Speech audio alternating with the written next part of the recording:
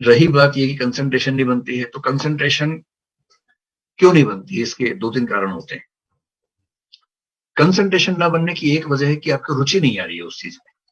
जैसे मैं ऐसे बहुत बच्चों से मिलता हूँ, बोलते हैं कि हमारा ध्यान कमजोर है, हमारी कंसंट्रेशन पावर ही कमजोर है, हम कंसंट्रेट कर नहीं पाते हैं।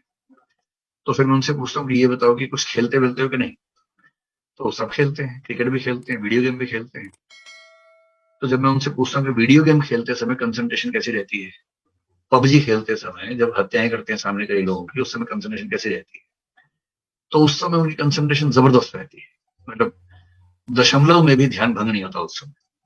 क्रिकेट खेल रहे हैं, बैटिंग कर रहे हैं, सामने बॉलर आ रहा है, बॉल लेके एक सेकंड को भी ध्यान भंग नहीं होता, अच्छे से ध्यान लगा रहता है।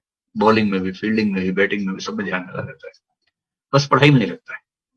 अगर आपका ध्यान हर जगह ठीक से लग रहा है, पढ़ाई में ही नहीं लग रहा है, तो इसका मतलब कंसंट्रेशन पावर की कमी नहीं है। आपकी कंसंट्रेशन पढ़ाई में इसलिए बन रही क्योंकि आपका उसमें इंटरेस्ट नहीं, आपको उसमें रुचि नहीं आ रही है। तो अगर दिक्कत रुचि की है तो दो समाधान है। पहला, पहले वो सेगमेंट्स पढ़िए जिनमें रुचि बनती है। जैसे संविधान में रुचि आमतौर पर लोगों की बन जाती है, सोसाइटी में बन जाती है, तो पहले वो विषय पढ़ लीजिए जिसमें रुचि बनती है। और दूसरा तरीका ये है कि विषय को बदल बदल के पढ़िए, कि 2 घंटा एक विषय पढ़ा, फिर 2 घंटे में विषय चेंज कर लीजिए, फिर 2 घंटे में विषय चेंज कर लीजिए, तो रुचि बनी रहेगी। दूसरा, कंसंट्रेशन भंग होती है इसलिए क्योंकि आप खुद को मशीन की तरह इस्तेमाल करने लग जाते हैं। अगर कोई आपके आसपास आपसे ये कहे कि मैं तो 6 घंटे रात भर पढ़ता रहा इतनी कंसंट्रेशन से कि एक सेकंड को हिला भी नहीं, तो ये सब बेकार की बातें हैं। आमतौर पर ऐसा नहीं होता है। कुछ देवताओं को छोड़ दें तो मनुष्य योनि में ऐसा आमतौर पर नहीं होता है। देव योनि की बातें, देवता लोग ऐसा करते होंगे। कुछ लोग आपसे ये भी कहेंगे कि मैं तो इतना ध्यान से पढ़ रहा था, पड़ोस से बारात गुजर गई, पता भी नहीं चला मुझे तो। और पड़ोस में ढोल नगाड़े बज रहे थे, पता भी नहीं चला, मैं तो इतना ध्यान से पढ़ रहा था, ध्यान में नहीं आया। कुछ तो और 30 मार खा होते हैं कि रात को मैं इतना ध्यान से पढ़ रहा था कि लाइट चलेगी तब भी नहीं पता चला मुझे, तो इतनी गहराई से पढ़ रहा था। ऐसे मूर्खों की बातों में नहीं आना है, ये सब बेकार की बातें हैं। सामान्य नियम ये है कि कंसंट्रेशन 50 मिनट से ऊपर किसी का नहीं रहता है अगर गहराई से पढ़ रहे हैं। हर 50 मिनट, हर 55 मिनट, हर 1 घंटे के बाद ब्रेक जरूर लीजिए। 1 घंटा पढ़िए, ब्रेक लीजिए। जैसे मैं तो, मेरी कंसंट्रेशन ठीक ठाक है, बहुत बुरी नहीं है।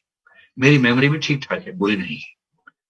मैं आज भी पढ़ता हूँ, आपको मतलब मैं चैलेंज कर सकता हूँ कि मैं आज भी लगभग आप सबसे ज्यादा ही पढ़ता हूँ। क्योंकि मैं जिस दिन 8-9 घंटे ना पढ़ लूं तो मुझे लगता है कि मेरा पूरा दिन खराब हो गया। मुझे पढ़ने का इतना शौक है, मुझे एग्जाम नहीं देना है, मुझे पढ़ने का शौक है, इसलिए पढ़ता हूँ। मुझे आज तक याद नहीं है कि मैंने कभी आधा घंटा भी लगातार पढ़ाई की। डूब के पढ़ता हूँ, लेकिन जैसे ही आधा घंटा खत्म होता है मुझे ब्रेक चाहिए, कम से कम 2 मिनट का। ब्रेक का मतलब क्या, उठ गए, पानी पी लिया। ऐसे ही घर में कोई बच्चा है तो उसी को थोड़ा छेड़ लिया, थोड़ा चोटी काट दी, उसको थोड़ा मजाक कर लिया, कुछ कर लिया। और कुछ नहीं तो फोन में वीडियो गेम खेल ली। मैं भी एक वीडियो गेम सिंपल से खेलता रहता हूँ, जिससे मेरा टाइम वो 2 मिनट में खत्म हो जाती है। वो पूल एक गेम होती है, वो खेलता हूँ। तो हर आधे 1 घंटे में एक वीडियो गेम खेली 2 मिनट की, या किसी को परेशान कर लिया, थोड़ा सा हंसी मजाक कर लिया, या पानी ही पी लिया कम से कम उठ के एक बार। इतना होते ही दिमाग फ्रेश हो जाता है, फिर आप उसी कंसंट्रेशन के लेवल पे फिर से पढ़ पाते हैं। तो आप में से जो 6 घंटे लगातार पढ़ते हैं, वो दरअसल पढ़ते नहीं है, केवल टाइम गुजार रहे हैं। ऐसा मत कीजिए। 1 घंटा मैक्सिमम पढ़िए, विषय बदल बदल के पढ़िए, बीच बीच में हंसी मजाक करते रहिए। और कुछ नहीं, व्हाट्सएप का एक आध मैसेज बीच में देख लीजिए आधे पौने घंटे बाद, तो पढ़ाई ठीक से होगी। कंसंट्रेशन कमजोर होने की तीसरी वजह ये होती है कि आप किसी उधेड़ बुन में हैं, कोई स्ट्रेस है। आप पढ़ाई कर रहे हैं लेकिन चिंता है कि मैसेज क्यों नहीं आया उसका, अब तक आ जाना चाहिए था, चिंता ये उस समय हो रही है। या चिंता ये है कि माँ की तबीयत कैसी है, बाबूजी को तनाव तो नहीं है। अगर ऐसा कोई तनाव है तो पहले पढ़ाई छोड़ के उसको निपटा लीजिए मामले को। अगर तनाव है कि माँ की तबीयत कैसी है तो माँ को फोन ही कर लीजिए।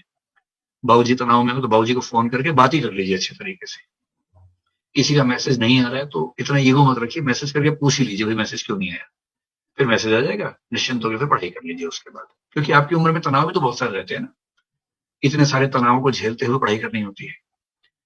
तो अगर कोई ऐसा डिस्ट्रैक्शन है किसी वजह से कि वो क्या सोच रहा होगा, वो क्या कर रही होगी, बाबूजी क्या कर रहे होंगे, तो पहले उसको निपटा लीजिए, फिर पढ़ने बैठिए।